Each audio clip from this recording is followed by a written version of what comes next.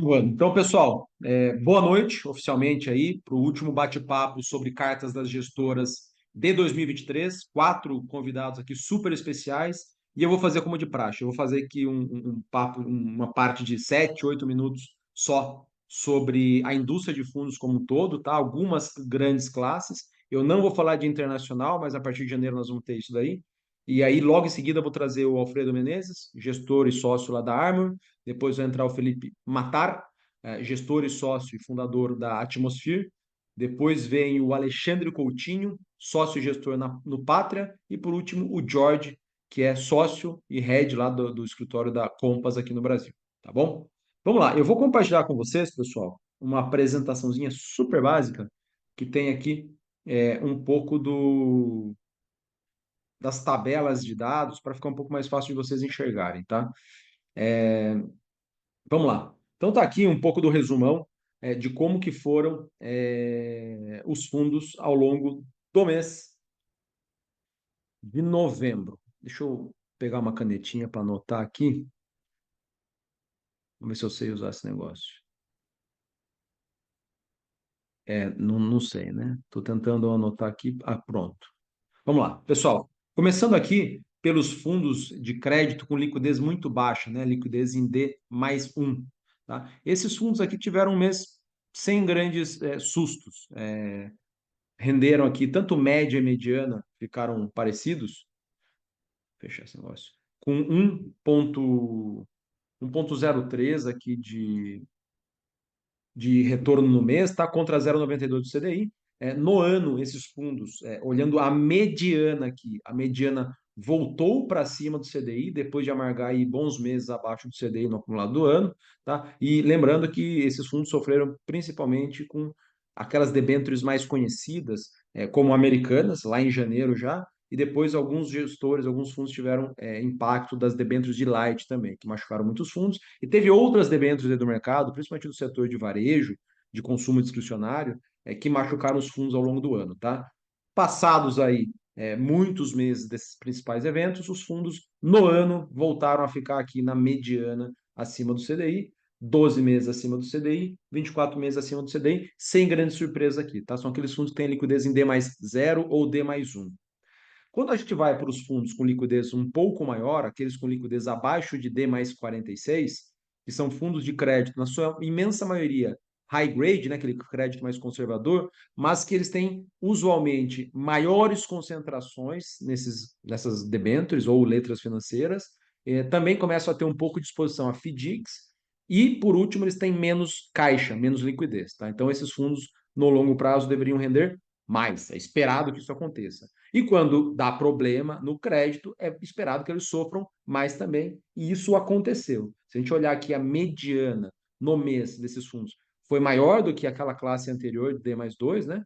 É inferior a D mais 2, deu 1,11 aqui. Mas no ano, como eles sofreram numa magnitude maior do que aqueles fundos mais conservadores, eles ainda não estão ali acima do CDI. Está quase lá, 11,99 contra 12,04 se olhar a mediana, tá? 12 meses está empatado com o CDI aqui, basicamente, e 24 meses está aqui pouco também acima do CDI, tá? Esses fundos sofreram mais ao longo do mês. Pegando aqui alguns índices de mercado, tirando o CDI, né? Índices de debêntures especificamente, se a gente pegar esse IDA-DI, que é como se fosse o Ibovespa das debêntures, ele subiu 1,23 no mês, e tem um Ibovespa, como se fosse o índice Small Caps, na verdade, né? O IDEX Low Rated, que a JGP compila, que ele subiu mais aqui, subiu 1,38. Então, esse índice aqui é um índice que tem debêntures que tem uma nota de risco maior, tá? Ou uma nota de risco pior. Por fim, vamos lá para os fundos de crédito com prazo de resgate superior a 46 dias, tá? Aqui vai ter fundos D mais 60, D mais 90, vai ter fundos D mais 180, D mais 360. Na imensa maioria, esses fundos são fundos de crédito high yield, de títulos mais arriscados, com o yield, com retorno esperado maior, por consequência, não vem de graça esse retorno maior, é o risco maior também, tá? No mês, a mediana ficou aqui em 1,13 contra 0,92 do CDI. No ano, está aqui com alguma folga para o CDI, dando mais de CDI mais um aqui no ano, tá? Em 12 meses também CDI mais um e alguma coisa, e em 24 meses também, tá? Esses fundos aqui, espera-se que eles rendam CDI mais 2, CDI mais 3, CDI mais 4 ao longo do tempo, tá? Não estão rendendo isso se for olhar o agregado aqui, essa mediana, que tem mais ou menos entre 90 e 100 fundos. Por quê? Porque também alguns deles tiveram eventos de crédito ao longo dos últimos 12 meses, tá? Que prejudicaram a performance do agregado aqui. É, Vamos lá. Olhando aqui as janelas mais longas, né? Entre 60% e 75%, 77% ainda estão acima do CDI. Desculpa, tinha um recorte aqui, tá? Aqui tem uma categoria grande, diversa de fundos, tá? Se a gente separar essas duas categorias entre fundos com prazo de resgate, entre D46 e D93, ou seja, fundos D47, D48, D60, D90, esses fundos no mês renderam 1,14 aqui na média, e os fundos com prazo de resgate maior do que 3 meses, do que 93, renderam mais, tá? 1,50 aqui na média, tá? Teve alguns fundos que se recuperaram de algumas perdas relevantes ao longo dos últimos meses. Inclusive, um dos gestores vai estar aqui com a gente, que é o Alexandre Coutinho do Pátria, tá? Principalmente aquele FDIC de CREDZ, ou CREDS, as pessoas chamam das duas maneiras, teve muito estresse, muita volatilidade com as debêntures e FDICs desse crédito, e para quem tinha alguns tipos de FDICs dessa empresa, né, alguns tipos de crédito mais estruturado, ao longo de novembro e começo de dezembro, houve uma marcação a mercado positiva disso, por isso que alguns fundos tiveram uma rentabilidade bastante superior ao CDI no mês, tá bom? Vamos lá para multimercados. Pô, multimercados finalmente tiveram um mês mais forte aqui, tá? Depois de muitos meses amargando aí retornos abaixo do CDI, tiveram uma recuperação, assim, teve bastante dispersão, né? Se a gente olhar a média dos 20 melhores, foi 10,7, foi uma média alta pra caramba, e a média dos 20 piores foi menos 1,90, né? A gente vê uma assimetria aqui, né? Quem foi mal não foi mal pra caramba, quem foi bem pra caramba. Finalmente, né? Porque os fundos aí, infelizmente, nas janelas de 20, mesmo de 24 e 36 meses, estão devendo bastante, né? Se a gente olhar aqui 36 meses, a mediana dos fundos em 36, 27 contra 31 do CDI, estão devendo bastante aqui. 24 meses também estão devendo, 23,6 contra 26,9 do CDI. 12 meses estão devendo, 9,7 contra 13,3, e no ano aqui estão devendo, tá? Apesar desse mês mais forte, ainda os gestores estão devendo em todas essas janelas aqui, curtas barra médias, tá? O que aconteceu aqui, né? O velho e bom kit Brasil foi bem pra caramba, né? O Ibovespa voou, pô, 12,5 de alta, muito parecido com o índice dos small caps. Os títulos pré-fixados, que é esse IRFM, IRFM1+, foram muito bem, viram aqui 2,5%, 3%. Os títulos atrelados à inflação também foram bem. E o dólar caiu, ou seja, o real se valorizou. Aparentemente, os gestores estavam com uma carteira muito mais pró-Brasil, tá? É que não foi só o Brasil que se valorizou, os ativos lá fora também se valorizaram, e os gestores que, na média, aparentemente estavam com uma carteira mais otimista, acabaram se beneficiando, tá bom? Então foi isso. Mas se a gente for olhar aqui para as janelas mais longas, né? Como eu falei, não só pedem, mas a imensa maioria pede, né? 30% só dos gestores e 31% bate o CDI aqui em 24, 36 meses, estão devendo muito, tá? E não é por acaso que estão sofrendo com muitos resgates, tá? Eu acabei de compilar a estatística dos fundos de ações hoje ao longo do dia, publiquei lá no meu LinkedIn e no Instagram, sobre fundos de ações, que teve bastante resgates, e multimercados não foi diferente, tá? Infelizmente, a gente continuou vendo uma onda grande de saques dos fundos multimercados se trabalhar a base de dados, tá? Eu tiro aqui os fundos exclusivos, tiro alguns fundos que são mais focados em investimento exterior, mas que na verdade não tem nada a ver com esses fundos tradicionais que a gente conhece. Se a gente for dar uma depurada nos dados, continuam sendo penalizados esses fundos por conta da performance que está devendo e por conta da competição assim, desigual contra os ativos isentos. Tá? O CDI está muito alto ainda, os títulos atrelados ao IPCA estão com rendimentos muito altos. Então, quando você vai para debêntures incentivadas, LCI, LCA, LIG e outros ativos parecidos, a concorrência é muito cruel contra fundos. Tá? Fundos de ações long bias, aqueles fundos que investem no mercado acionário, mas tem uma parcela da carteira vendida para proteger. Foram bem no mês aqui, tá? Na linha do que se espera, tá? Quando a bolsa sobe para caramba, o que se espera é que esses fundos subam, mas subam menos, e a recíproca é verdadeira. Quando a bolsa cai, o que se espera é que esses fundos caiam menos do que a bolsa, tá? Então, no ano, esses fundos estão devendo contra o índice, tá? Aliás, a maior parte dos gestores estão devendo contra o índice está assim, muito penoso de ser batido nos últimos 2 anos. Pega anos como o de 2023, né? Pegar um exemplo aqui, Petrobras, que muita gente ficou temerosa porque o governo do PT assumiu, eventualmente ia fazer muita intervenção em estatais, isso poderia fazer as ações caírem para caramba. O que aconteceu depois disso, né? Passados aí quase 12 meses do efetivo governo. As ações da Petrobras sobem mais de 50%. Ninguém esperava isso. E muitos gestores não tinham Petrobras, não tinham outras ações que subiram e acabaram comendo poeira aqui contra o índice, tá? Então, voltando para o mês, um mês muito positivo aqui, tá? Bastante gestores aqui no terreno positivo. A média dos 20 maiores, dos 20 melhores, 16,3. Os 20 piores ficaram aqui também abaixo do Ibovespa, mas ficaram bem. E por fim, pessoal, para a gente ir para o último aqui, fundos de ações long only, tá? Aqueles que só ficam comprados em ações. Também tiveram mais um mês positivo, perderam aqui para o Ibovespa, tanto na média quanto na mediana, tá? Do mês. No ano, estão aqui atrás do Ibovespa ainda, mas não tanto, né? 2,5% aqui, 3% atrás do Ibovespa. 12 meses, 3%. 24 meses, poxa, já fica bem pior essa desvantagem aqui. 12, 13% atrás do Ibovespa. E em 36 meses também, tá, pessoal? 36 e 60, tá? A estatística de multimercados está ruim em 12, 24, 36. A estatística para fundos de ações está ruim em 12, 24, 36 e 60 meses, tá? 60 meses aqui, a mediana de 252 fundos que eu acompanho, de estratégia long only, está subindo 33 contra 42 do Ibovespa, tá? Uma das piores janelas de underperformance dos fundos de gestão ativa contra o Ibovespa, tá? E é isso, eu paro aqui e 5 minutos atrasado, eu vou chamar o nosso primeiro participante aqui, que é o Alfredo Menezes. Alfredo, Oba, boa noite. Não sei se eu tudo bom, estou Alfredo? fora de quadro. Vamos Tudo lá, deixa bom? eu. Tá me ouvindo? Tô te ouvindo.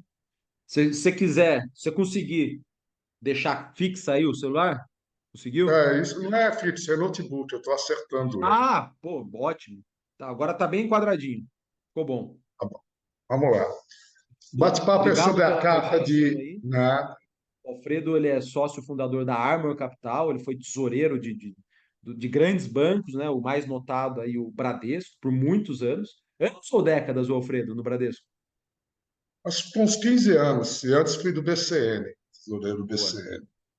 Enfim, é um cara muito focado, né, no cenário macro, ele opera o mundo todo, mas em Brasil especificamente ele tem uma expertise muito diferenciada. Mas enfim, Alfredo, fica à vontade aí de pegar os principais pontos que você escreveu lá na carta desse mês e, obviamente, pode falar coisas que não está lá também. Eu vou colocar aqui um cronômetro, Ping Ling, para te Ótimo, ajudar. Você tem 15, aliás, é 20 minutos. Agora são 20 minutos.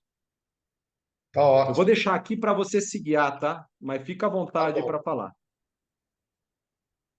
tá bom? vamos lá. Enquanto eu me ajeito aqui, pode mandar ver.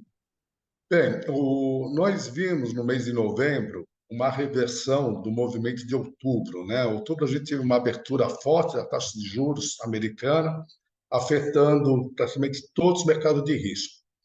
Em novembro, com o CPI surpreendendo, né, vindo em nível, além disso, os dados de payroll mostrando os earnings mais tranquilo, reverteu todo esse processo de abertura de taxa de juros e até temos expectativa de cair juros americanos ainda no primeiro semestre do ano que vem, no final do primeiro semestre. Bem, a geração de alfa mais importante dentro da gestora no mês passado foi a posição comprada em bolsa americana. Nós temos um viés bem mais otimista que a média do mercado com a bolsa americana, não tão otimista com a bolsa brasileira, já que a nossa visão é que a China cresça na média 4,5%, 5%, e muito mais por um problema doméstico do que o mundo, né? Depois do coronavírus, grandes empresas mudaram ou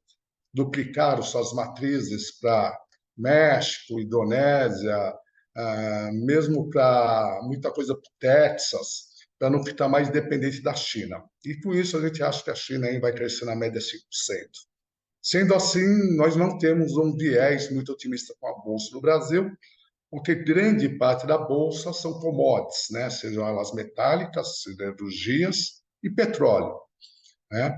E continuamos com esse viés positivo para a Bolsa Americana, até pela queda do petróleo, e a gente não pode esquecer que nós estamos com dois conflitos, né?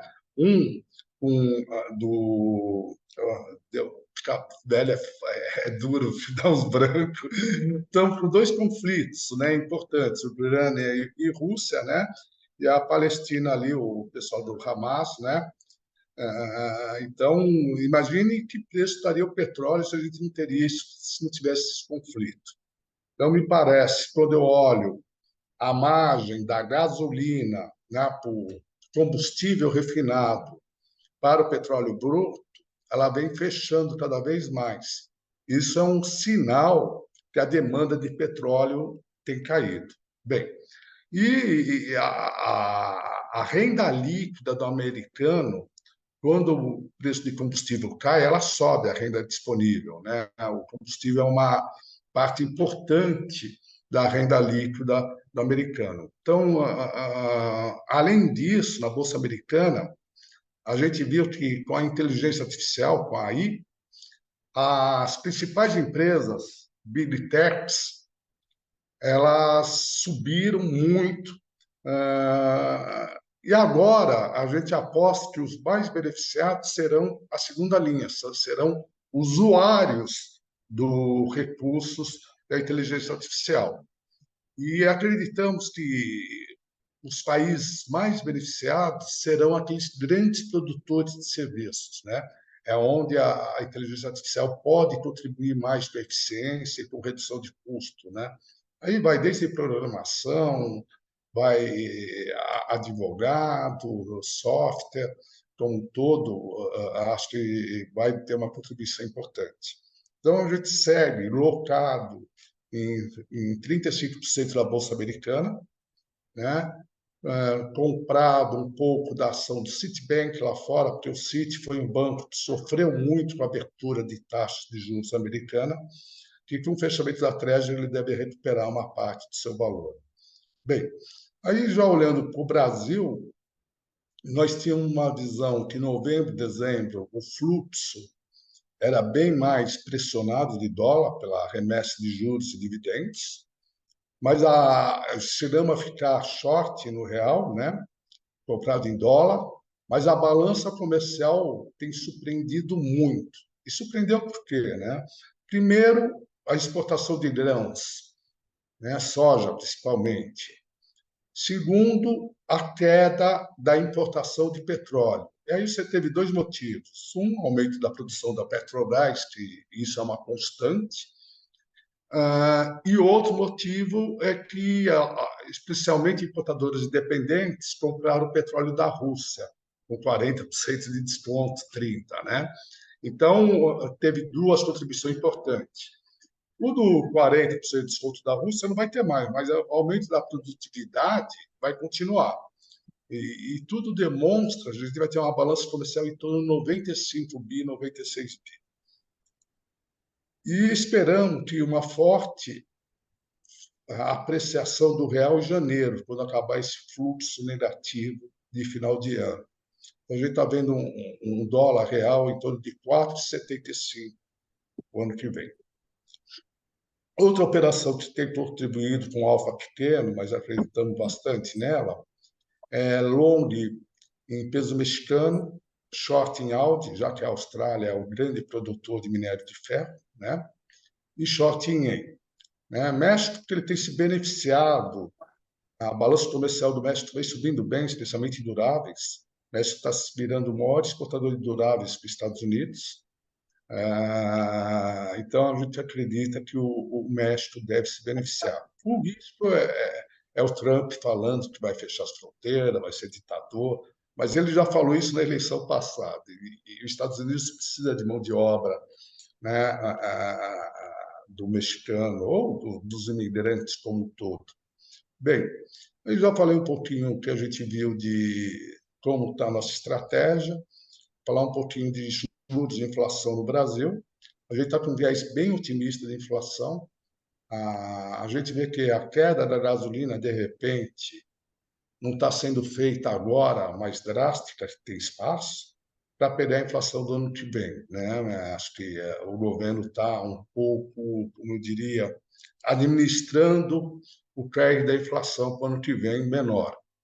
Bem, então me parece que a taxa de juros, especialmente em janeiro 25, cabe espaço para cair, né? Ainda mais se essa inflação surpreender. Possibilidade de acelerar? Acho que é meio remota, conhecendo um pouco o Roberto Campos, é uma pessoa mais conservadora, acho que ele vai ter medo de errar para baixo. Né? Então, mas a gente está alocado, sim, no pré-culto aplicado e tocado em NTNB. Fica claro que os juros reais de 5,5, 5,80 no Brasil levam o país a uma recessão. Então, acho que B, para longo prazo, é um ótimo ativo. Não acreditamos no curtíssimo prazo, já que a gente tem um viés otimista com a inflação. Né? E a nossa estratégia de bolsa, Brasil, a gente está vendido em alguns papéis, especialmente dependentes do crescimento da China, e comprado em energia no Brasil. Acho que os múltiplos de energia estão muito baixos, mas o nosso carro-chefe nunca foi bolsa, sempre foi moedas, né? A gente opera muito Audi, peso mexicano, ien, e real, principalmente. Né? E o nosso segundo carro-chefe seria juros. Né? Bolsa a gente opera mais macro, mas é um pequeno. A participação do risco no book da gestora é muito baixo em ação. Né? Até porque a gente não tem uma estrutura grande de analistas, somos uma gestora relativamente pequena, nova, né? Então a gente não opera muito single name. Ainda falando de bolsa, bancos, eu achei os resultados, tirando do Itaú, muito bom, mas os demais eu achei mediano. E eu acho que a rentabilidade do médio dos bancos, especialmente do setor de varejo, tende sim a cair. Né? Acho que o Nubank e algumas outras plataformas têm um custo muito menor, conseguem trabalhar com spread menor e estão pescando no aquário dos grandes bancos de varejo, que tem um custo maior, tem que trabalhar com spread maior, tem toda uma estrutura. Né? Falta um. Então, oi? Oi, Felipe? Pessoal, Opa, desmutei sem querer, foi mal. bota no mudo aí, por favor. Oi, voltando aqui. Então, eu não tenho nenhum viés muito otimista com os bancos. E varejo, que tem outro grande peso na nossa bolsa, né? Eu acho que é quase impossível você competir com o Mercado Livre, com a Amazon, com a eBay. O pessoal tem logística, tem escala, né?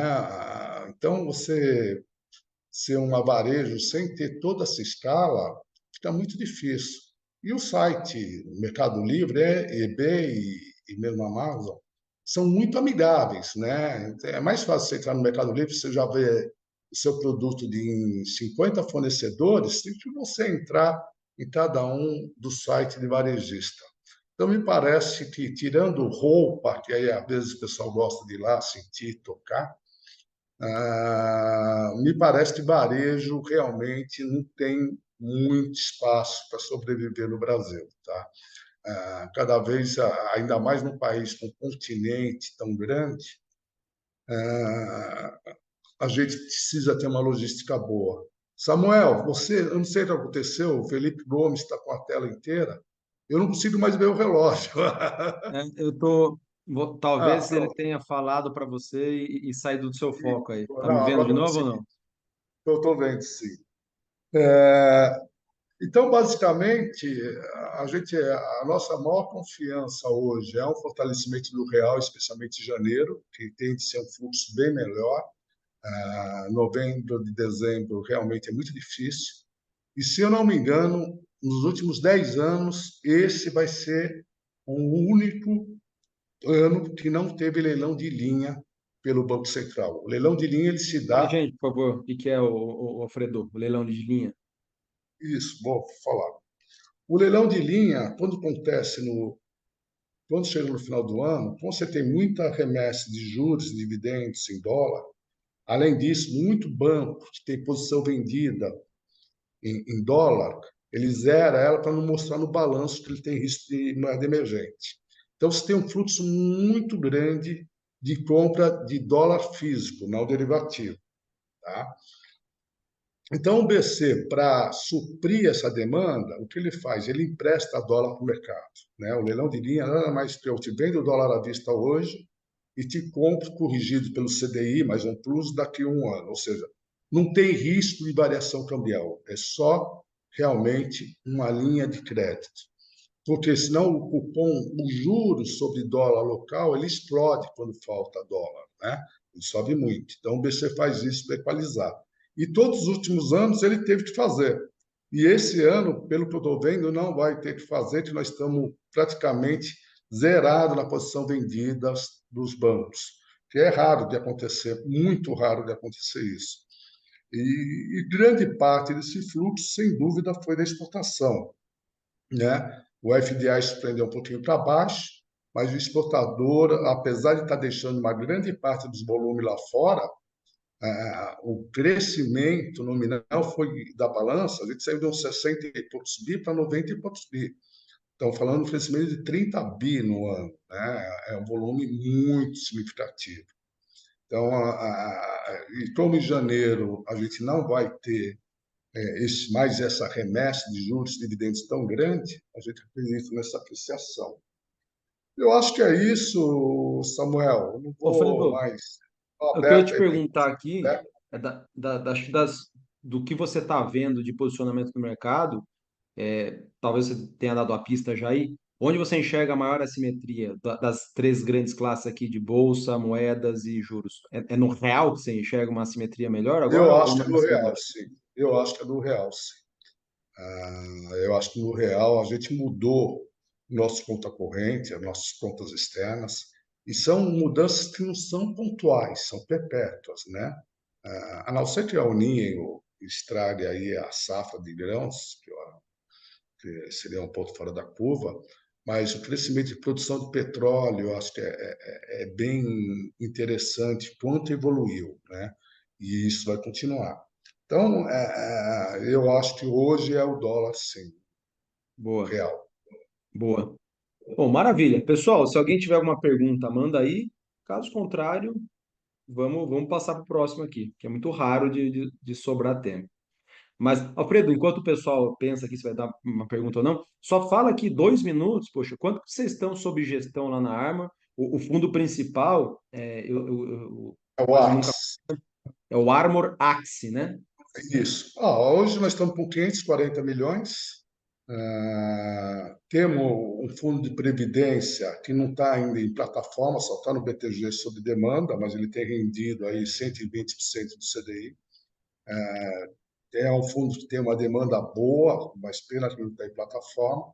E aí, final de ano, o PGBL tendo benefício fiscal, o pessoal pouco conhece desse benefício que pode se aproveitar, né? Mas eu acredito que previdência é o produto do futuro, né? O cara que pensar em se aposentar pelo setor público, esquece.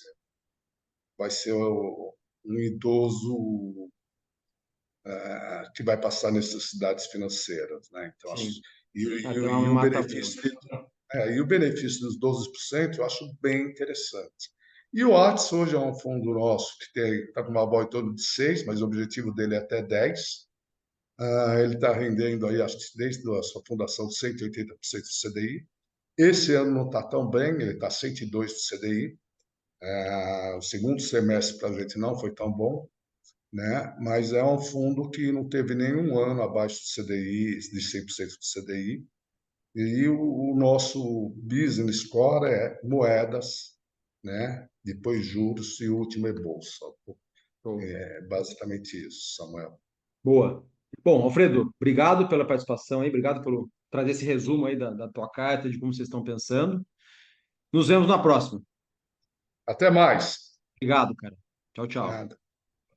Deixa eu puxar aqui o nosso próximo convidado, que é o Felipe Matar, que é sócio fundador da Atmosphere Capital. Ó, tá até com um fundo nervoso aí atrás. Felipe, você consegue se. É isso, tirar do mudo. Tudo bom, Samuel? Você tá só um pouco desenquadrado aí. Se puder só baixar um pouco a câmera. Melhorou? Ótimo. Obrigado, Felipe, por topar participar aí do Imagina. papo. Deixa eu zerar aqui enquanto isso. Pessoal, o Felipe é sócio fundador aí da Atmosphere, uma gestora diferente, focada no mercado internacional de ações, mas não comprado diretamente em ações, né? Ele faz uma estratégia long and short, uma carteira comprada contra uma carteira vendida de ações, tentando ganhar dinheiro sem estar necessariamente exposto aos grandes movimentos de alta e baixa do S&P e do MSCI World, né? Aquele índice global de ações. A ideia é ter um fundo de retorno absoluto, né, Felipe? 10 a Isso. 15% de retorno em dólares lá fora. Quando você converte isso para CDI, dá algo ali em torno de CDI mais 5, CDI mais 6. Se ele entregar o CDI, o 10% a 15% lá fora. E é um bicho diferente. Então, Felipe, obrigado de novo. E eles têm uma carta bacana, que tem aí 4, 5 páginas todo mês, que eles até reformularam recentemente. Então, ele vai dar um panorama para a gente do que eles estão fazendo. Mas como você é um bicho diferente, eu acho que até inverter aqui o Alfredo é o fundo multimercado macro tradicional, muita gente conhece. Se você quiser começar aí, gastando 3, 4 minutos falando da casa primeiro, Felipe, aí depois você entra na carta. Eu vou colocar seus 20 Não, minutos aqui, toca o pau. tá bom, obrigado, Samuel. Bom, como o Samuel falou, a gente tenta aí neutralizar, né, os diversos movimentos de mercado, movimentos que a gente chama de beta, sistêmicos, ficando comprado e vendido, nas empresas dos setores que a gente acompanha, né, quando você olha para fora, você acaba tendo que se especializar, e a gente acredita que a nossa competitividade vem da especialização nos setores de infraestrutura, materiais, industriais, energia e utilities, né? São os principais setores que a gente olha.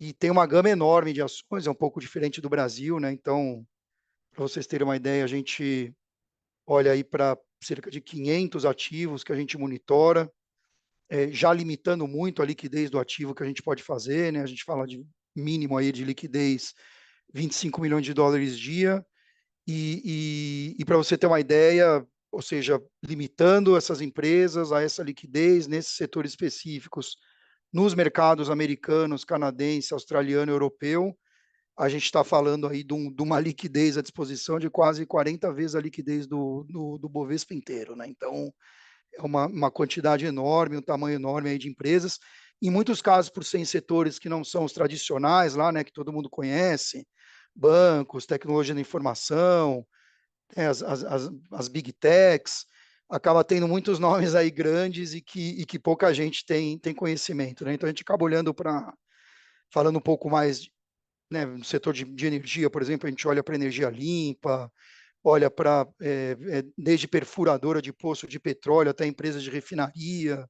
Então, você acaba tendo uma grande gama de ativos, tanto para procurar as arbitragens, né, procurar os alfas, e aqui é muito importante, a gente procura alfa comprado ou vendido, né?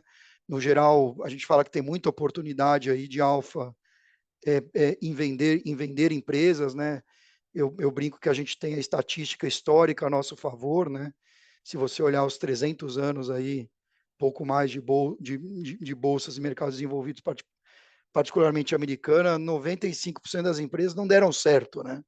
Então, os índices acabam sendo tendenciosos àquelas empresas que dão certo, mas a gente encontra muita oportunidade de vender empresas que a gente acredita que não vão suceder ou terão problema, né? Então, o resultado de tudo isso é que a gente consegue rodar com volatilidade bastante controlada, mas principalmente isolar aí os fatores, né, os movimentos de mercado, os movimentos mais de comportamento, né, do investidor, enquanto a gente espera as nossas teses acontecerem, né? Então a gente acaba olhando muito, isolando, né, isolando esses movimentos e aguardando os eventos, sejam eles resultados que vão fechar aí, que vão vir na direção que a gente acredita e vão fechar né, o gap de valor que a gente chama, tanto numa direção, tanto na direção das empresas compradas, ou seja, aquelas que vão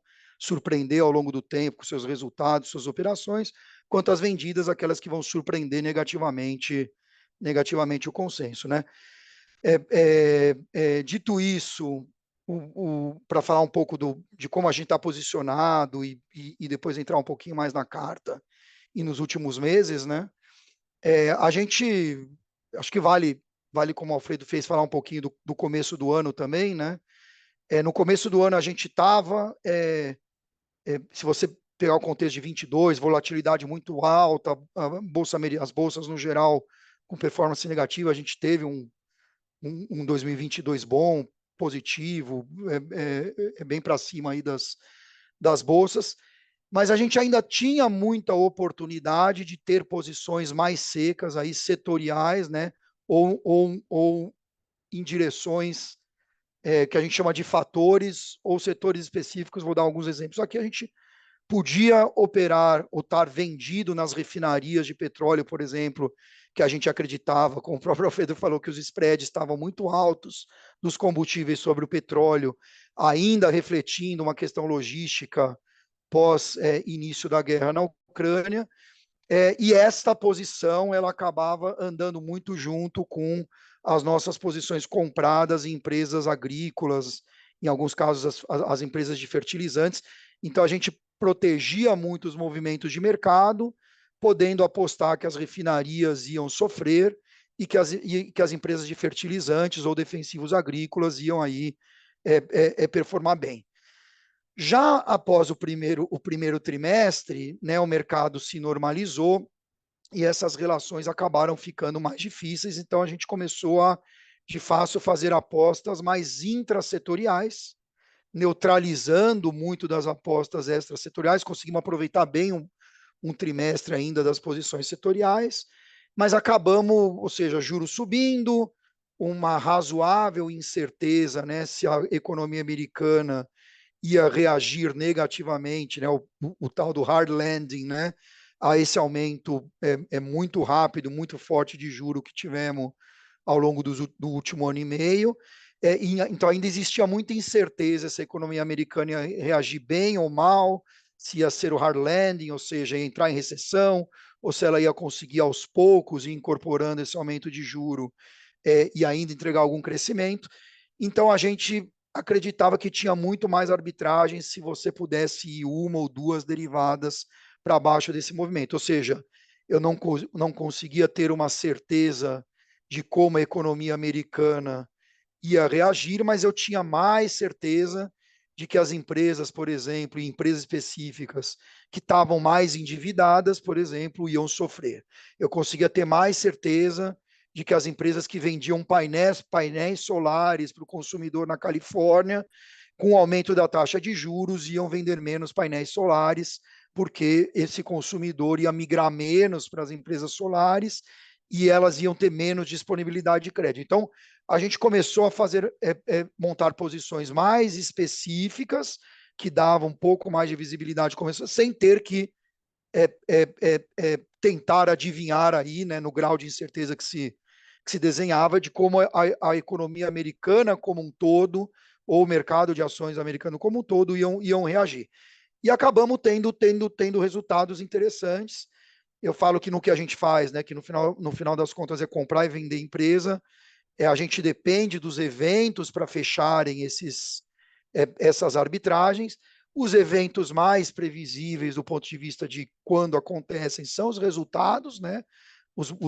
Quando as empresas reportam os resultados, e existem alguns outros que tendem a acontecer de forma menos previsível dentro de um determinado intervalo de tempo. Então, no final das contas, a gente tenta acertar os resultados das empresas, que é quando as empresas que a gente acredita que vão mal vão mostrar para o mercado que vão mal, e quando as empresas que a gente acredita que vão bem vão mostrar para o mercado que vão bem.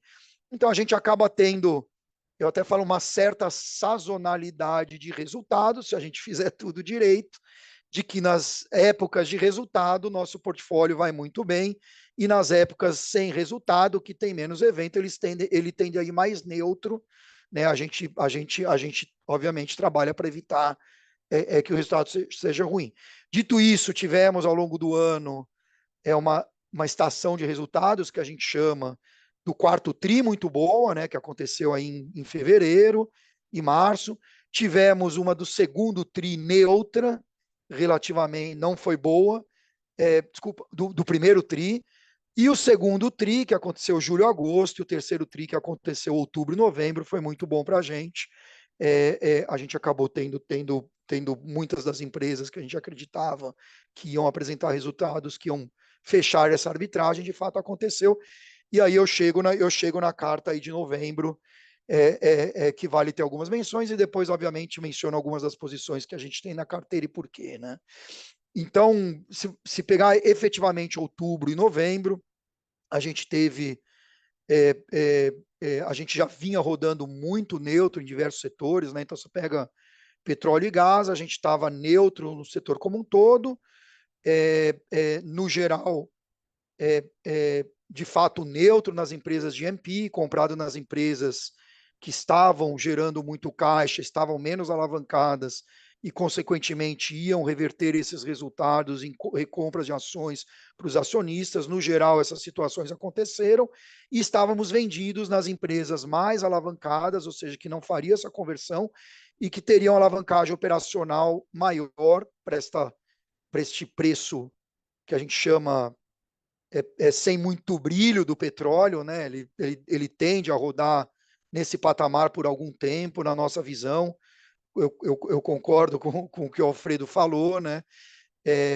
Existe muito petróleo à disposição no mundo, a OPEP, ela tem capacidade ociosa, as produtoras americanas que têm que pagar dívida estão produzindo bastante no shale, a própria Rússia, que acreditava se ia aposentar uma parte da produção, está vendendo como nunca, estourando recordes e recordes de produção e exportação. Então a gente decidiu neutralizar, mas obviamente eu consigo estar vendido nas empresas menos eficientes, mais alavancadas, e comprado naquelas mais eficientes, que produzem nas regiões mais eficientes das bacias americanas. E esses 2 meses provaram isso nos resultados, trouxeram aí alfas muito interessantes nessa posição. Posição de refino também, né? A gente, no geral, estamos vendidos ainda em refino, mas gradualmente reduzindo essa posição vendida ao longo do ano. Hoje estamos com uma posição muito pequena, né? 2% da minha carteira está vendida em refino, mas estamos comprados numa grande posição e vendido em 3 posições, né? A gente viu uma arbitragem muito grande, né, na Phillips 66, que é uma refinaria distribuidora. Se alguém aqui já viajou para os Estados Unidos, você encontra bastante ela no Texas, alguma coisa na Califórnia, muito no Colorado, e a gente via aí um grande gap de valor para as demais. Então a gente decidiu ficar vendido na Delec, na MPC, que é a Marathon, e comprado na PSX por ver esse gap de valor. E depois do resultado do trimestre, a Elliott, que é um fundo ativista, anunciou aí a compra de uma aquisição, né, de uma participação relevante, e anunciou o board aí para tentar recuperar valor, e a empresa efetivamente performou os pares aí ao longo do mês de maneira incrível, quase 15%, e contribuiu bastante para o portfólio também, né?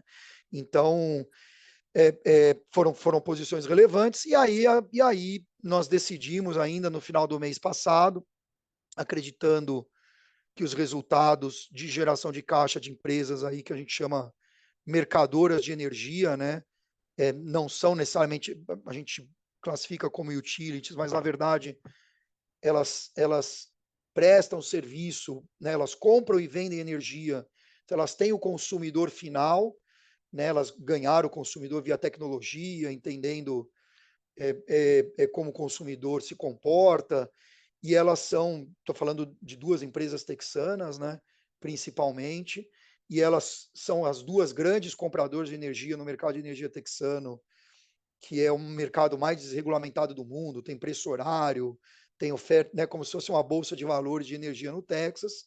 Então elas têm um tamanho grande para arbitrar nos compradores e elas investem muito pouco, portanto, em capacidade e tem aí uma certa consolidação no mercado vendedor. E essas empresas já têm gerações de caixa relevantes, né, 15%, 20%, revertem isso para os acionistas via recompra de ações, e a gente achou que elas tinham sofrido bastante por conta do aumento de juro e que no resultado ia vir acompanhado do share buyback e aí trazer uma parte do mercado entender um pouco mais da reversão de caixa. Isso aconteceu e essas empresas performaram muito bem, acabaram contribuindo bastante para o portfólio nos 2 meses, né? E particularmente aí no mês de novembro. Então, juntando aí só, né, ou seja, efetivamente em dólares do que a gente tem lá fora, essas duas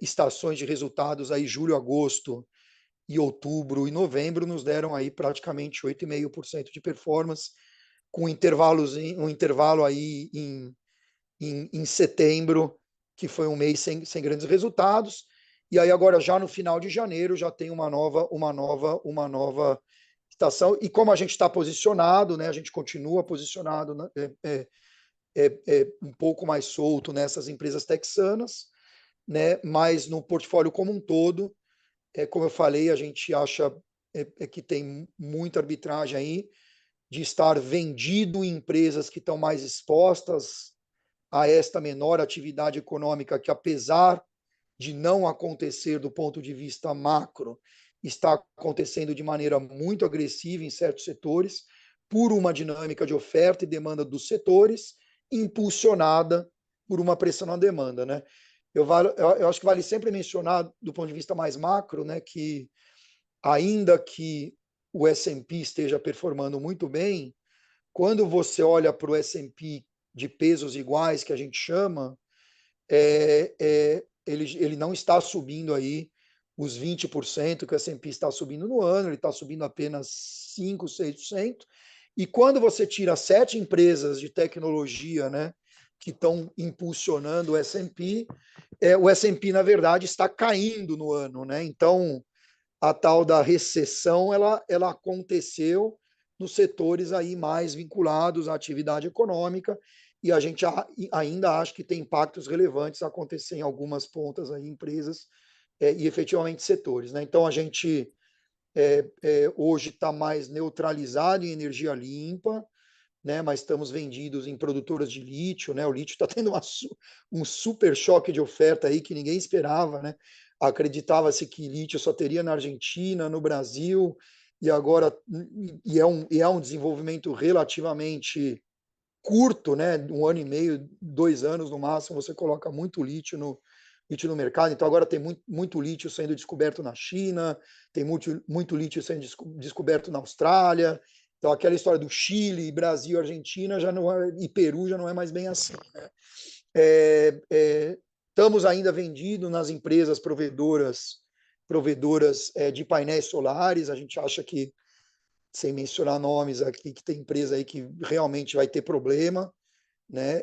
Justamente porque não está conseguindo vender, tomou muita dívida aí para comprar esse mercado no momento que o juro é muito baixo, então está sendo apertado nas duas pontas.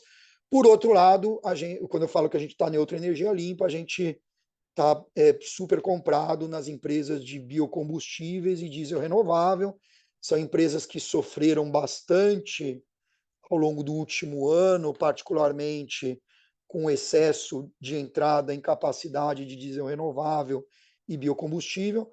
Mas agora essa entrada já veio, essas empresas já sofreram, o mercado já está apertado e tem aí um grande impulso de demanda vindo dos outros estados que vão forçar aí a mistura desses combustíveis no diesel comum, particularmente como um Colorado, e também a demanda pelo combustível de aviação renovável, na verdade, o desenvolvimento dessa tecnologia acabou sendo mais rápido do que se esperava, e a gente acredita aí que no próximo ano e meio, você vai ter uma grande demanda por esse combustível vindo aí da regulamentação que vai misturar 5% no querosene de aviação, 8% do querosene de aviação. Isso é uma demanda enorme, e com uma capacidade que hoje, né, olhando daqui para frente, já está bastante limitada, né? Então, você vê, no final das contas, a gente acaba tentando arbitrar bastante aí,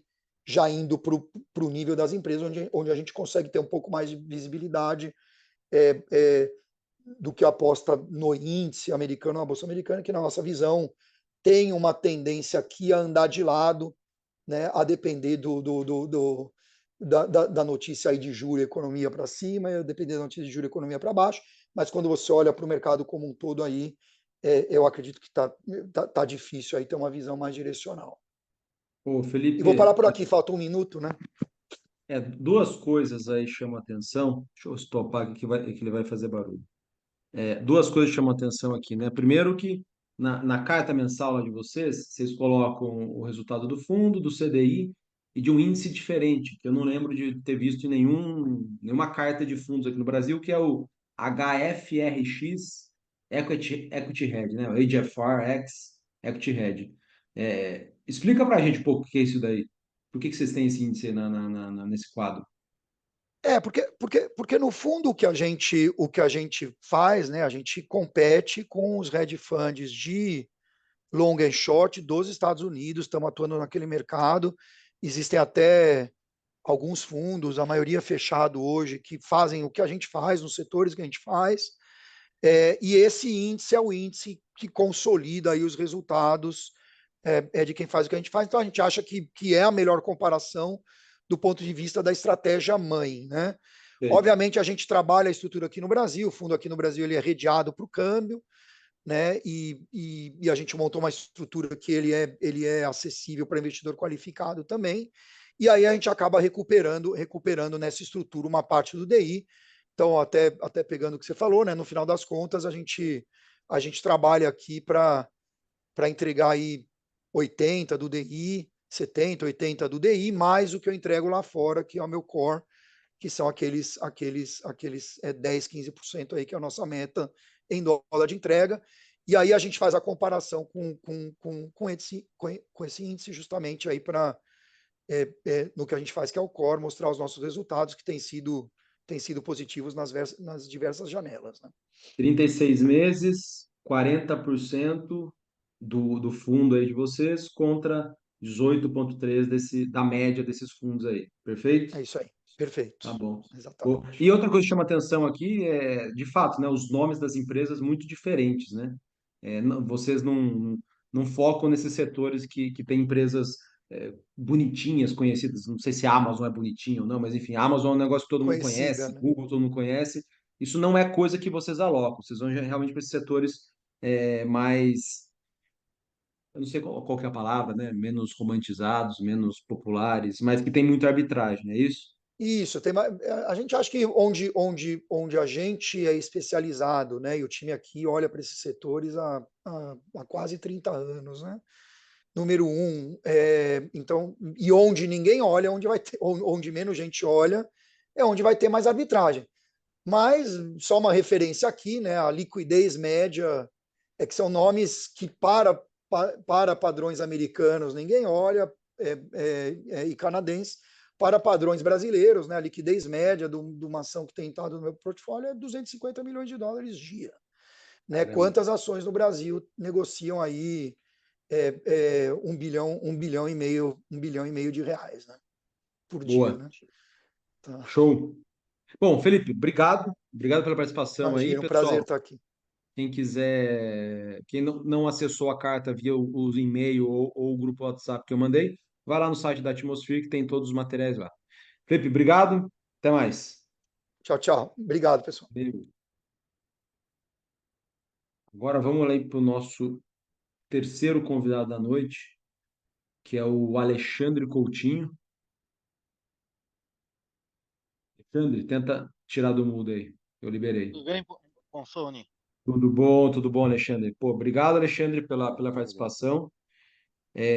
Por acaso, foi uma baita coincidência, não dava para prever isso, teve bastante reviravolta no fundo que ele faz gestão, né? Uma das estratégias que ele faz gestão, e eles acabaram de soltar uma carta um pouco mais longa. Geralmente eles soltam uma carta mais resumidinha e tal. Eles soltaram uma carta mais longa esse mês, e foi bem conveniente aqui o timing desse papo para ele poder explicar melhor para a gente, né? Os investidores que entraram no Pátria Crédito Estruturado 365, né? O nome do fundo, Exatamente. tiveram um susto aí alguns meses atrás, mês de outubro, na verdade, caiu 2%. Aí em novembro subiu 2,1%, e nos primeiros 5 dias de dezembro subiu mais 1,5%. Recuperou ali a perda. Mas, enfim, Alexandre, obrigado. Se quiser falar aí brevemente da tua área, fique à vontade. Eu vou te dar aqui os 20 minutinhos também. E fala Legal. sobre a carta, sobre o fundo, sobre a estratégia, como você está vendo o cenário de crédito aí mais estruturado, e aí você pode culminar falando da sua carteira. Não, perfeito. Obrigado. Obrigado pela oportunidade, obrigado pela presença de todos. Então, vamos lá. Deixa eu contar um pouquinho, dar alguns passos atrás aqui para contar um pouco da estratégia desse fundo em especial. Esse fundo, ele é uma migração da nossa estratégia de investidor institucional que a gente está oferecendo para a pessoa física. E, em função disso, e o Pátria, ele está se acostumando com esse público de pessoa física, né? A gente está acostumado principalmente com o investidor estrangeiro, que representa 90% da carteira do Pátria como um todo, e aos poucos a gente tem oferecido mais produtos para a pessoa física. E nessa migração, a gente resolveu fazer esse primeiro fundo de crédito aqui no Brasil para investidor pessoa física, primeiro para investidor qualificado e de 365, quer dizer, o investidor ele só teria liquidez em um ano. E por quê? Porque a nossa carteira ela é uma carteira realmente líquida, com todos os seus benefícios e suas considerações, né? Então, como é que funciona exatamente a nossa estratégia? A gente origina 60% das operações e participa da estruturação de alguma maneira 100%. Em qualquer operação que a gente entre, a gente sempre dá palpite em alguma coisa, né? O que normalmente a gente faz é co-investir nesse fundo específico do D365 com os nossos fundos institucionais para que a gente aumente o poder de barganha, número um, para que a gente possa contratar bons advogados para fazer a diligência, nos ajudar na estruturação, para que a gente possa ter classificação de risco. 100% da nossa carteira tem classificação de risco, para que o nosso investidor mais sofisticado possa ter uma relação risco-retorno, porque o nosso objetivo não é ser o fundo que dá o melhor retorno. Nosso objetivo é ser o fundo que tem a melhor relação risco-retorno. E para isso você precisa mensurar ponto a ponto, ativo por ativo. Então, por isso que a gente gosta de ter classificação de risco. E a classificação de risco também é importante para você conseguir precificar um ativo sem liquidez. Normalmente, o grande volume das nossas operações são operações que a gente originou, a gente estruturou. Então, como é que você precifica esse tipo de ativo? Você precifica esse ativo através da classificação de risco. Se você tem um papel que paga um prêmio sobre o CDI e esse prêmio ele é superior do que a probabilidade de default nos próximos 12 meses, ele já está pagando pelo risco. Então, ele é, entre aspas, carregado, entre aspas, na curva, mas é considerado uma marcação a mercado. Então, com isso, a gente reduz a volatilidade. E quando vocês olham na nossa página, você vê exatamente isso. Uma linha reta que, de repente, tem um evento, né? Então, como a gente comentou, a gente realmente prefere operação que a gente estruturou e originou. Tem algumas exceções, essa operação da Credizer foi uma delas, a gente fez uma diligência muito detalhada e a gente tem a pretensão de achar que conhece bem essa indústria de cartão privado, né, o private label, e a gente fez uma diligência profunda, analisamos com calma e nos sentimos bem confortáveis, pegamos um parecer legal adicional para nos dar conforto em relação à estrutura, e a gente se sentiu confortável que mesmo que a empresa quebrasse, a securitização iria funcionar. E, de fato, a empresa quase quebrou, e essa volatilidade foi causada só por precificação a mercado. E não foi nem do ativo que a gente comprou, porque o ativo que a gente comprou não teve liquidez nenhuma no mercado secundário, porque os ativos que compraram essa classe específica são gestores que talvez pretensiosamente, entendem um pouco melhor essa acusação, a dinâmica dessa indústria de private label, em específico, toda a cadeia de valor do processamento de cartões de crédito. Então, a gente faz esse tipo de operação há mais de uma década. Mas houve esse evento e aí, finalmente, se provou, se validou a nossa tese, né? Então, por que um fundo de crédito estruturado a gente sugere ser para investidor qualificado e ter esse saque em um ano? Porque para proteger o investidor do potencial maior inimigo dele, que é ele próprio, né? E aqui se demonstrou exatamente isso. Quando houve essa volatilidade para o mercado, naturalmente, nós falamos muito com os nossos investidores, temos um canal aberto de comunicação e até agradeço por abrir mais esse canal através de vocês aqui. E aí a gente entrou em contato com os escritórios explicando o que estava acontecendo e os escritórios entenderam e não houve volume significativo de saque, sabendo que ia ser uma volatilidade provavelmente temporária, como está se demonstrando, né? Então algo temporário. E com isso houve essa queda, mas sem saque, houve duas quedas, duas reprecificações, e logo em seguida se demonstrou que a estrutura é segura, e além do mais, houve o famoso, entre aspas, o plus a mais, né? Então a empresa de fato acabou não quebrando, está no processo de ser comprada por um grande concorrente, um grande player que é a DM Card, que por sua vez é do fundo de private equity da 20, e com isso houve essa primeira recuperação de preço e agora a segunda, e provavelmente vai ter uma terceira recuperação de preço, porque ele ainda não está absolutamente na curva esse papel. E com isso a gente viu essa volatilidade e voltando para essa derivada, né? Então, você olhando o histórico da performance em gráfico, é bem fácil ver isso, né? No início de um pouquinho de caixa, quando a gente lançou esse fundo para a pessoa física, começamos a fazer um investimento, vai alterando, entre aspas, a derivada, na inclinação da curva, e provavelmente daqui a 2 semanas e com a recuperação total desse papel, a gente vai ver o fundo na condição normal que a gente prometeu para os nossos investidores. Agradeço aí por compartilhar a página. Então, aí é bem clássico, né? Então, dá para ver claramente, é bem estável. Novamente, teve esse evento de uma precificação através de uma outra cota que não era exatamente a nossa cota. E como dá para ver, já tem alguns pontinhos aí nos últimos dias, desde essa nova reprecificação, a gente já volta aí andando no run rate, como se fala no mercado norte-americano, né? O run rate aí de CDI mais 3, e provavelmente vai subir até o CDI mais 3,5 e ficar relativamente estável até o próximo esforço de captação e a gente continuar. E o fundo novamente, foi feito para isso. Ele foi desenhado com esse objetivo. A gente falou para os nossos investidores no momento de captação que funcionaria eventualmente dessa maneira, e é um mecanismo de proteção para evitar que o investidor, no pânico, ele saque, se ele fosse sacar nesse momento, ele teria transferido o valor, a riqueza dele para os outros investidores que entraram. E teve diversos investidores que, de fato, acabaram entrando, e como se você olhar desse um pouquinho, Bonsoni, dá para ver o retorno no mês de novembro, é um retorno de CDI mais caminhão, né? E por quê? De repente, assim como desceu rapidamente, de repente subiu, né? Então, está aqui, ó, é, CDI esse mês de novembro, né? Então, anualizado a CDI mais 16%. E exatamente por isso, né? Então, conforme a gente falou e comunicando para os investidores, não entre em pânico, não saiam, muito pelo contrário, é o momento de você acelerar e colocar ainda mais dinheiro, como foi feito, e com isso tendo um retorno diferenciado.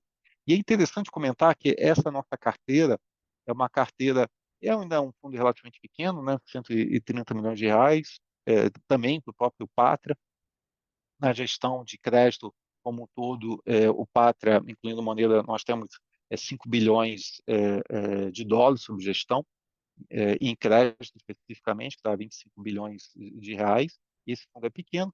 E como esse fundo é menor, o que a gente tem feito, como a gente faz questão de participar da estruturação de uma maneira ou de outra, mesmo essas operações com mais do mercado, lá a gente dá uma dica, pô, muda um pouquinho aqui esse contrato de cessão, dá uma melhorada aqui e ali. Então, a gente vê muita exposição em securitização. E por que securitização? Porque a gente minimiza o risco creditício. Então, essa operação da Credit se demonstrou novamente isso. E tem várias outras securitizações que demonstraram essa resiliência, né? Obrigado por compartilhar. Vamos lá. No caso, por exemplo, que a gente não tinha né? Então, no caso da- das lojas americanas ou da Like, né? Então, são empresas que quebraram e que tinham securitizações, tinham FDIC lá. E a performance foi perfeita. Essas securitizações entregaram todo o retorno antes do esperado, né? Houve, entre aspas, um evento de vencimento antecipado, né? Então, ou um evento de liquidação, então o fundo pagou antes desses FDICs, mas não houve o problema de crédito, não teve um evento de crédito. Então, nesse passado recente, nesses últimos 3 meses, nós temos 3 momentos em que as securitizações se demonstraram extremamente resilientes no momento de estresse, né? Então, quer dizer, a Light e as lojas americanas. Se a gente for no passado mais antigo, tem mais bons exemplos. O primeiro exemplo que eu me lembro há algumas décadas atrás foi da Parmalat, aquela do leite. A Parmalat, quando quebrou lá atrás, a companhia italiana, ela tinha um FDIC e todos os investidores receberam até o último centavo. Eu, infelizmente, também já tive uma outra experiência de um ativo que tinha na carteira do banco que eu trabalhava na época, que era uma empresa que fazia financiamento de veículos também. O banco quebrou, fechou, e aí os financiamentos são mais longos, né? Então, demorou 6 meses, mas em 6 meses, 100% do dinheiro estava lá em conta, juros principal, tudo certinho, sem dor de cabeça. Então, por isso que nas nossas operações de crédito estruturado, a gente gosta de fazer securitizações, principalmente quando a análise de crédito corporativo não é o ideal, né? Ou quando a gente não consegue entender direito os números, vamos para a securitização, porque aí a gente faz uma análise mais detalhada. E, e tem até outro exemplo, que não é de um passado tão distante assim, foi a Stone. A Stone também tinha um FDIC, o famoso crédito fumaça, e aí teve duas dinâmicas, né? Eles tinham diversos FDICs. O processo de recuperação foi baseado na recompra dos recebíveis, né? Performando ou não performando, a Stone, uma empresa listada de primeira linha, ela tomou iniciativa para proteger a recuperação, que é uma estratégia. Tinha um outro FDIC que, na verdade, não passava os direitos creditórios na política de investimento daquele fundo, e então não entravam os créditos ruins, né? Então, também se demonstrou a robustez da estrutura quando bem desenhada. Então, por isso que nesses fundos menores, a gente prefere fazer securitização para aumentar a robustez em relação ao risco creditício. E nos riscos corporativos, o que a gente tenta fazer? A gente tenta utilizar a nossa inteligência do private equity. Então, o nosso time de pesquisa não é o time tradicional de fixed income research aqui na Faria Lima, lendo demonstrativo financeiro. Não, são CEOs, CIOs, CFOs espalhados pelo país. Então, quando a gente vai fazer um investimento, a gente entra em contato com esses executivos dessas empresas para saber, pô, sei lá, setor, distribuição de produto agropecuário. A gente vai lá, entra em contato com uma empresa do setor, do private equity, para absorver essa inteligência de mercado, de indústria, para mitigar o risco e conseguir fazer perguntas inteligentes para o empresário, né? Então, com isso, a gente mitiga o risco creditício. Isso tanto em risco relacionado à private equity tradicional, que tem diversas indústrias, como infraestrutura. O Pátria também tem um time grande, robusto e muito experiente em infraestrutura, de engenheirões que realmente já participaram de montagem de pá, de usina eólica, de painel solar, e a gente usa todo esse conhecimento para fazer esses investimentos nesse fundo D365 e nos demais fundos de crédito em geral. A gente usa essa expertise com frequência.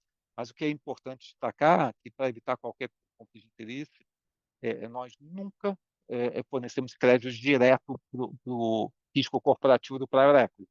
Então, a gente não compra uma emissão de um crédito corporativo é, pelos fundos, né? Então, mas a gente usa muito da sinergia. Então, a gente investe em concorrente, a gente investe em clientes, em fornecedores, em carteiras de clientes, etc., porque a gente tem essa visão da indústria como um todo e mitiga o risco creditício. E outro Ô, aspecto que é Alexandre, interessante, por favor. toda uma pergunta, assim, olhando para frente, eu sei que o que vocês fazem é muito difícil de falar de maneira mais ampla, de maneira geral, estou assim, estou assado, gosto disso, não gosto disso, mas mesmo sabendo da dificuldade de você dar um panorama sobre o mercado de crédito estruturado, crédito high yield, queria te provocar, pô, você consegue dizer se ao longo desse ano as condições para se fazer negócios, operações melhoraram, pioraram? Que às vezes o mercado piorar é bom para o gestor, porque as empresas estão mais estressadas, mais precisam do crédito mais rápido, muitas vezes elas topam pagar mais com mais garantias. E se o cenário está super bom, benigno, a empresa quer pagar menos e quer dar o menor número possível de garantias. Você consegue uma geral para a gente nesse restante de tempo aqui, de como está a cabeça de vocês, olhando aí para a entrada de 2024? Não, eu agradeço a oportunidade, porque é uma ótima pergunta e realmente vale a pena. Nessas estratégias de fundo de 365 dias, ou fundos fechados, ou fundos institucionais, a gente sempre que possível tenta ser anticíclico. Como não tem essa pressão de liquidez, o pânico das lojas americanas que você vende, você devolve o CDB do banco com medo de crédito, né? Então, com estruturas como essa, você pode ser realmente contracíclico. Quando a gente analisa a performance histórica dos fundos de crédito Pátria, você vai ver que movimentações de aceleração no início da Covid, né? Então, a Covid, a gente acelerou muito o investimento na Covid, a gente viu como oportunidade. No evento Lojas Americanas, a gente acelerou bastante. E no evento, mesmo no evento da Credit, a gente fez alguns investimentos também nesse estresse. A gente tenta ser anticíclico, né? A gente vê oportunidades, por exemplo, no setor agro. Então, o agro ele sofreu com o declínio das commodities, ele sofreu com eventos climáticos e tem ainda a expectativa do El Niño para essa nova temporada. E isso cria oportunidade de investimento. Lógico, você também tem que tomar cuidado para você não receber essa onda de frente, né? Então, você tem que ter estratégias específicas para você evitar exatamente esse movimento contra e você acabar perdendo dinheiro. E a gente faz essa proteção através desse acesso à inteligência de mercado dos times de private equity, através de securitizações, mas tenta acelerar exatamente nesse momento, né? Então, a gente vê esse ano de 2024 com muitas oportunidades interessantes para esse início de ano. Então, tem que se tomar cuidado, por exemplo, com o setor agro, mas é um setor fantástico, né? Então, o crescimento do setor nas últimas décadas é um crescimento, um CAGR enorme, né? Então, dependendo da janela que você olha, se é uma janela mais curtinha ou mais longa, é de 5 a 10% de crescimento, é um negócio louco. Lógico, se você for muito específico numa indústria, numa região, numa empresa, você corre um risco grande. Mas se você sabe diversificar, você consegue mitigar o risco creditício. Então, é uma oportunidade para fazer investimento em crédito estruturado e até algo que, se você me permite, eu até gostaria de, entre aspas, corrigir. Nós não gostamos de nos chamar como um fundo high yield. Nós preferimos nos chamar como fundo mid yield. E por quê? Porque o risco que a gente toma é um risco controlado. Se você olha a classificação de risco do nosso fundo, ele é um triple B em média, triple B a menos. Então, ele não é tão apimentado assim.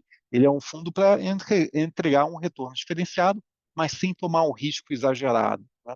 Então, quando você compara os demais fundos D365, tem diversos gestores absolutamente fantásticos lá, mas a gente tem a pretensão de achar que a gente toma, em média, bem menos risco e não por isso tem um retorno pior, muito pelo contrário. Então, principalmente agora, passando esse evento aí desse ruído temporal que aconteceu e a gente voltando a entregar nosso retorno normalizado, é um retorno bem interessante, né? Mas eu acho que é uma boa oportunidade, o ano de 2024, esse iniciozinho em especial aí, de janeiro e fevereiro, eu acho que vai ter muita oportunidade interessante para investir em crédito estruturado, securitizações e principalmente no setor agro, né? Então, Boa. consegui encaixar mais ou menos os meus 20 minutos, né? Não, perfeito, cara. Perfeito. Poxa, obrigado de novo. Pessoal, o Patra tem um site repleto de materiais, inclusive uma coisa diferente, né?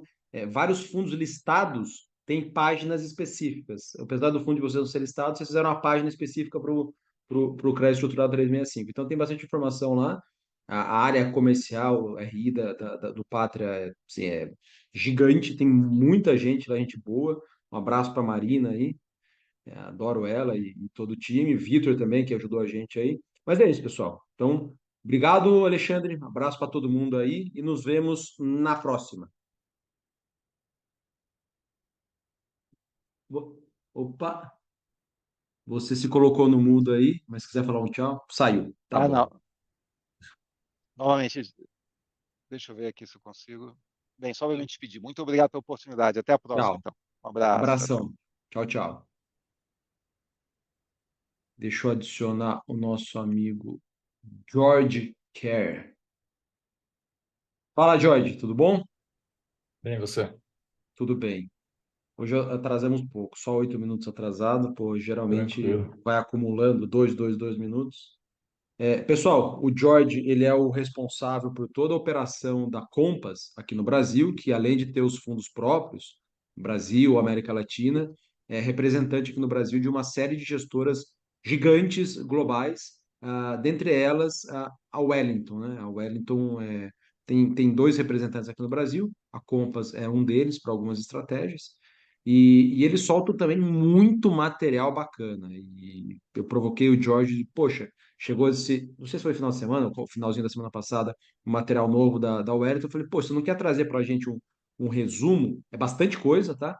Eu acho que é válido, porque a área de research lá, macro e até micro de ações da Wellington é gigantesco e eles estão cobrindo o mundo todo. Então, a gente tem algum panorama aqui. Tô curioso aqui para ver o George dar esse resumo, mas tem um panorama sobre o que eles estão olhando do ponto de vista macro global.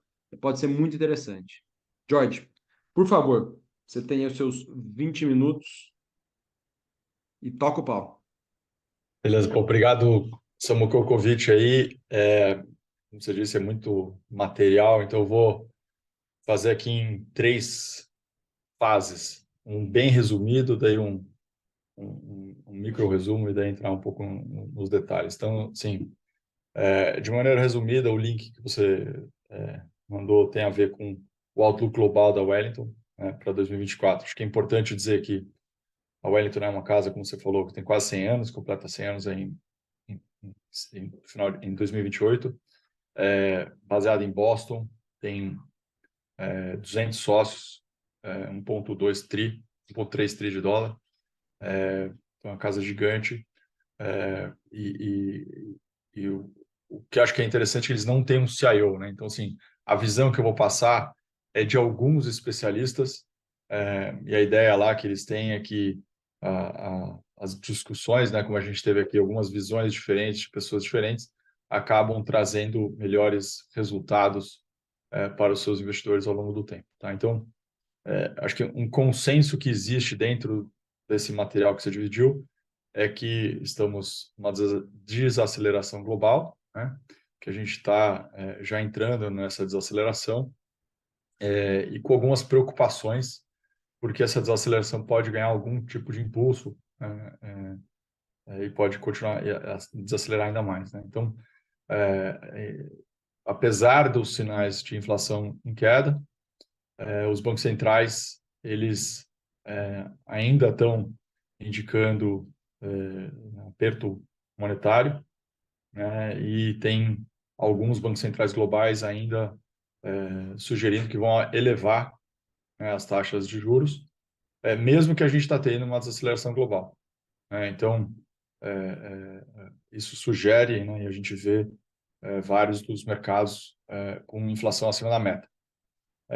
Isso acaba resultando em uma divergência nas políticas econômicas, né, no mundo, e isso vai fazer com que nessas decisões distintas dos formuladores de política econômica podem levar a caminhos de crescimento divergentes, oferecendo oportunidades para gestores ativos, né? Então, todos os caras aqui que a gente estava falando tem um pouco essa visão de ser um gestor ativo, a Wellington também, e a gente acha que esse tipo de política, a divergência política fiscal e macro, vai acabar ajudando esse tipo de gestão. O ano de 2024 pode ser um ano de mudança macroeconômica. Existem vários estudos falando sobre, né, os gaps de produção doméstica nos países que devem determinar a inflação, e aí isso tende a indicar que a gente está no pico de juros, mas com esses gaps de produtividade gerado muito por questões geopolíticas e desglobalização, né, que a gente vai falar um pouco sobre isso, sugere uma desconexão estratégica como um tema de investimento possível em 2024. E aí, acho que um tema que é interessante para o Brasil, pelo menos, é que muita gente me pergunta sempre sobre qual a visão do gringo para o Brasil, etc. E aí, um dos temas, como a gente fala com muito gringo o tempo todo, um dos temas que acho que foi falado aqui por outros gestores, é a parte de commodities, né? Então, a gente entende que sim, vai ter volatilidade, mas que commodities apresentam oportunidades estruturais interessantes. Aí eu vou falar um pouco sobre petróleo, cobre, mercado de carbono, porque são temas, acho que são alguns pontos interessantes aqui falar. Então, entrando em mais detalhes, né? Então, a gente fala, basicamente são 5 pessoas aí que estavam dando as suas perspectivas, né? O John Butler, que é um estrategista brilhante, baseado no escritório de Londres, né? Então, entrando aqui um pouco na parte dele ali, que ele estava falando do um ano de intensificação de mudança macroeconômica, eu mencionei um pouco dessa parte o gap na produção doméstica. Eles vão ser muito mais importantes na visão do John na determinação da inflação numa economia específica, na economia específica, especificamente do que nos últimos 20 anos que a gente viu de globalização. Então, esses gaps eles acabam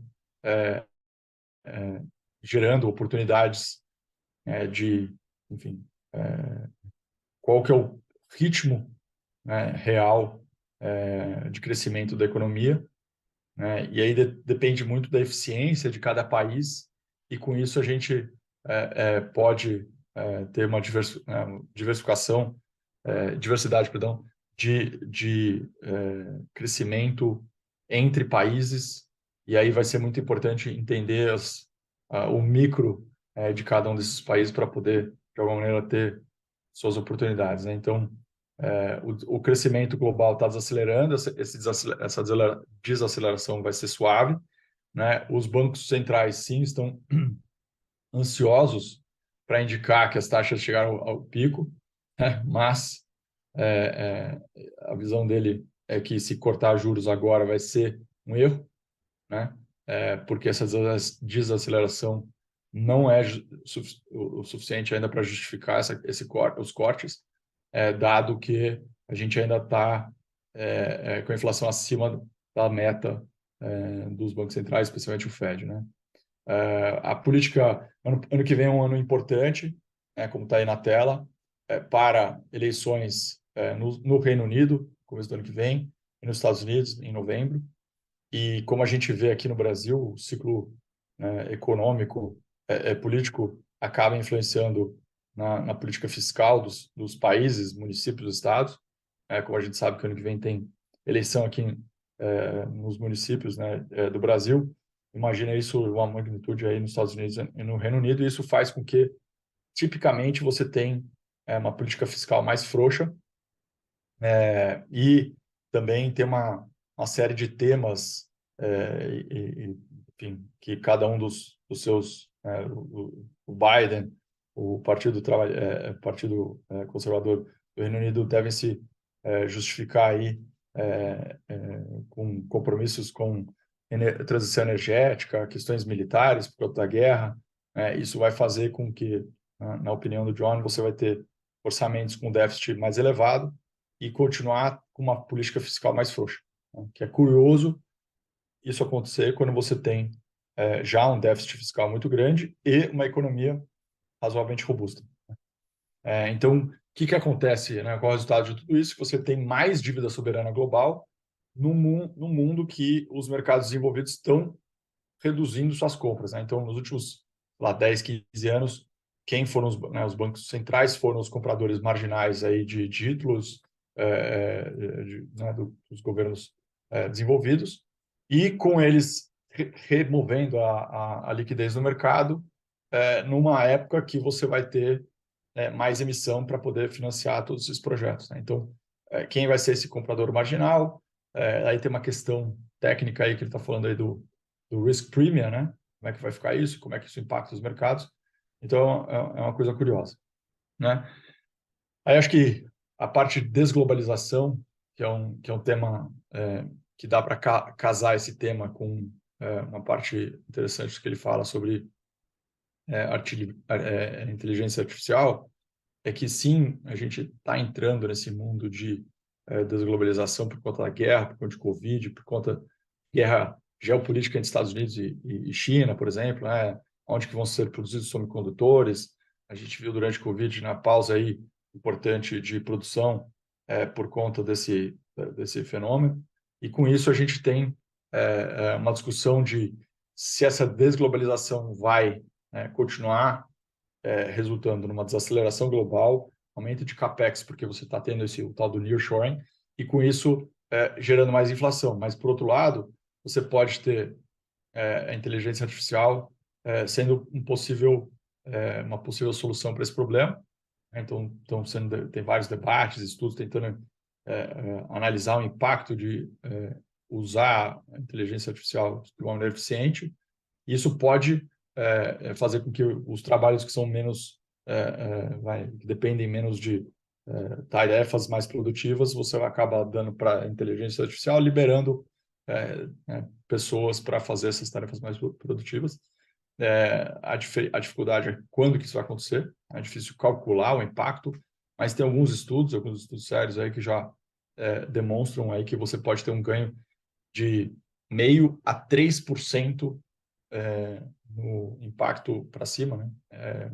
Aumento de crescimento global nos próximos anos. Então, é difícil prever tudo isso, né? Como que a desglobalização pode impactar, mas isso faz com que, né, a gente deve ter, de uma maneira resumida, preparar para juros mais altos, com mais volatilidade, né? E tentando entender como é que cada micro-região, cada micro-país vai sentir aí um pouco esse novo cenário. Entrando um pouco na parte de geopolítica, né? O Thomas Mucha já esteve aqui no Brasil em março. Para os que, assim, um cara brilhante, ele conversa bastante com a vida dele deve ser interessante porque ele conversa muito com pessoas do governo, CIA, NSA, né, do Departamento de Defesa. E aí ele fala muito sobre essa desconexão estratégica, um de-risking aí, falando que os pontos chaves para ele tem a ver com qual é a repercussão desse conflito no Israel e Gaza, né? Então, como é que isso impacta as questões energéticas globais? Isso tende a ser inflacionário,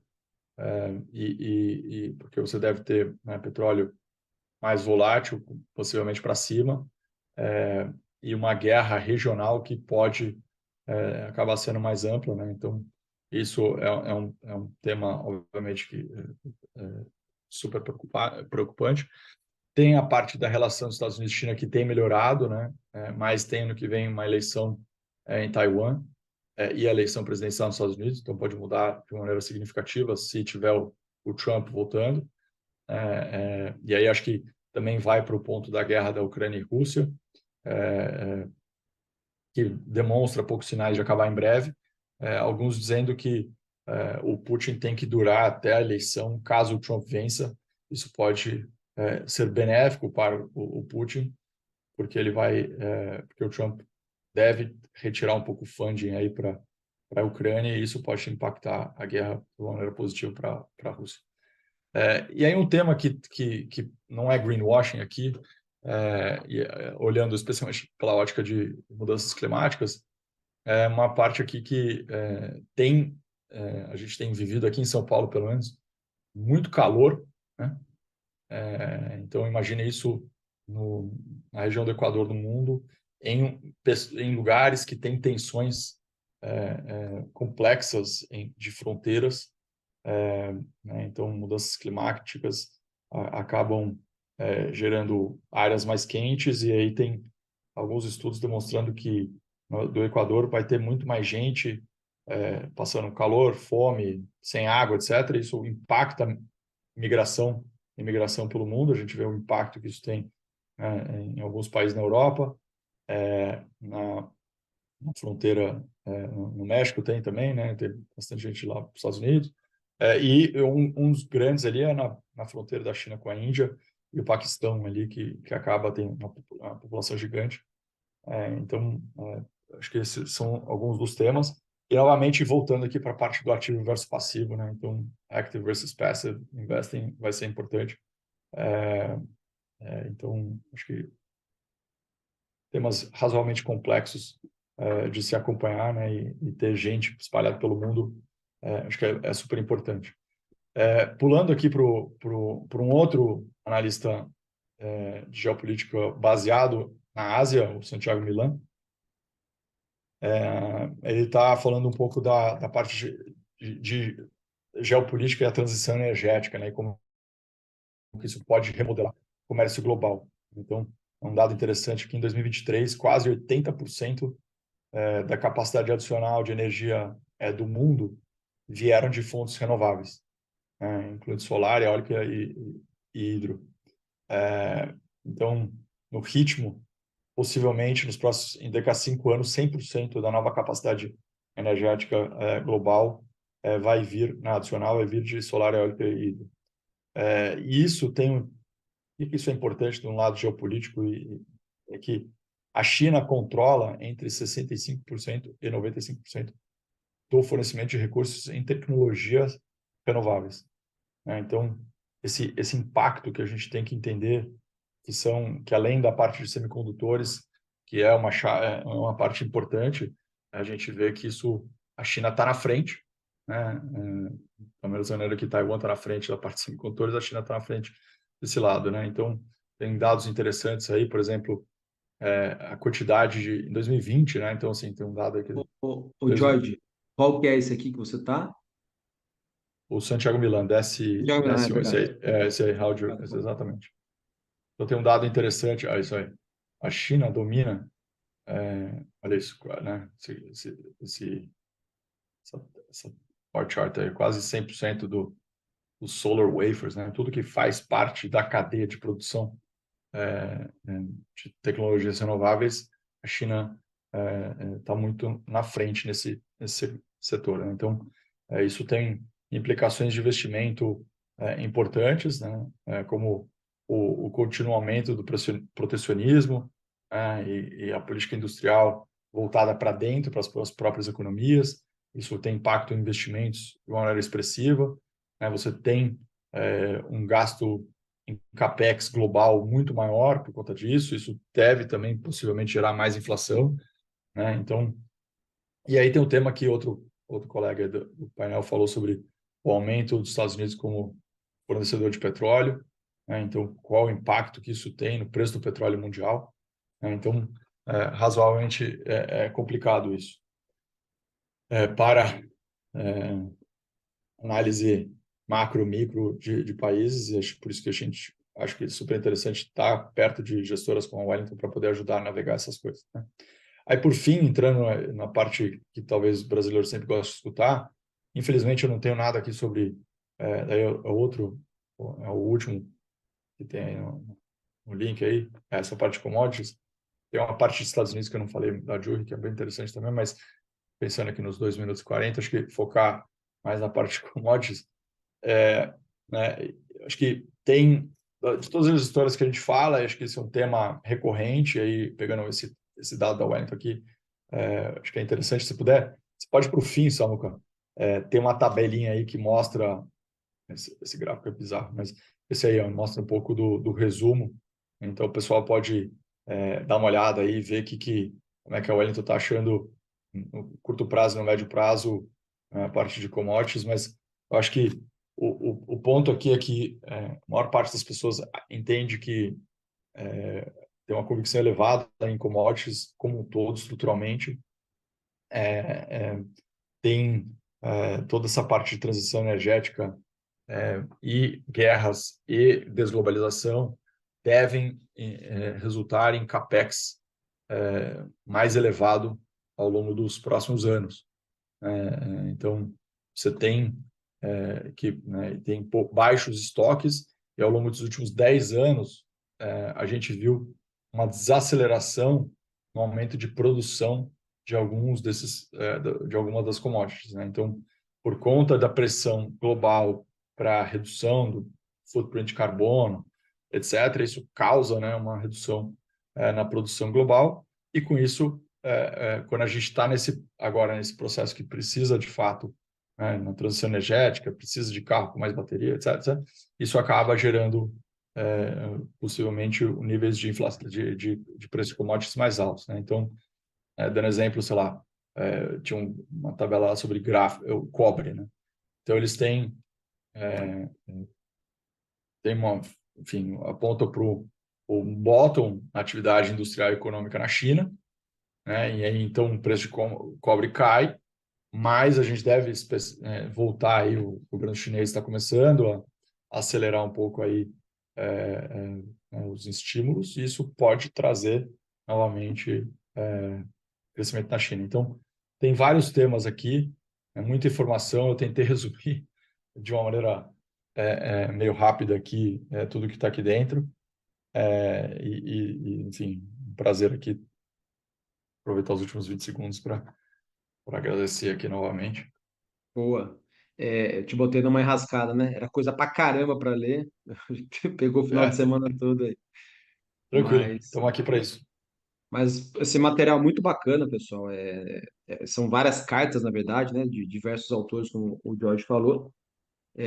Desculpa. E tá lá disponível no site da Wellington. Eu coloquei isso para quem está lá, se inscreveu e recebeu esses links.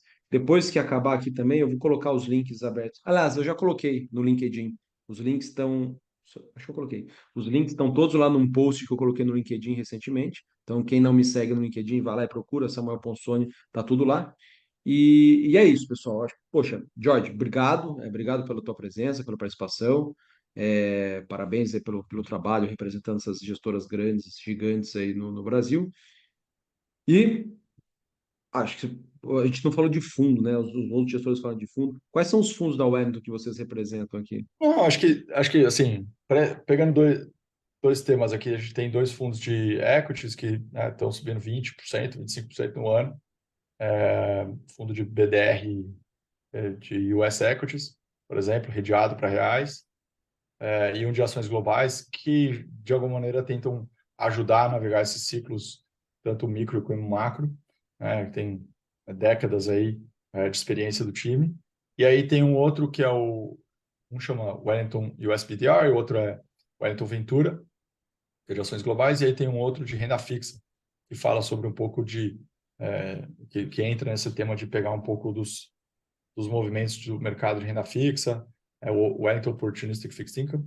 É um fundo um pouco mais tático aí, que tenta, de alguma maneira, ter posições em duration, em moedas, em países e créditos diferentes. Estava com uma duration mais longa, subiu 4%, então, quase, sei lá, um fundo no mês de novembro, porque estava com essa visão de que a Treasury de 10 anos a 5% estava errado e que a gente teria uma desaceleração global, muito do que eu falei. Então, tem veículos diferentes aí nas plataformas para poder o povo pegar um pouco esse mercado global aí. Boa. Bom, beleza. Pessoal, obrigado, George. Obrigado Obrigado a pelo você, pessoal. Samuca. Parabéns aí pelo trabalho. Valeu. A próxima a gente vem. Obrigado, cara. Obrigado, George. Obrigado a todo mundo que participou aí.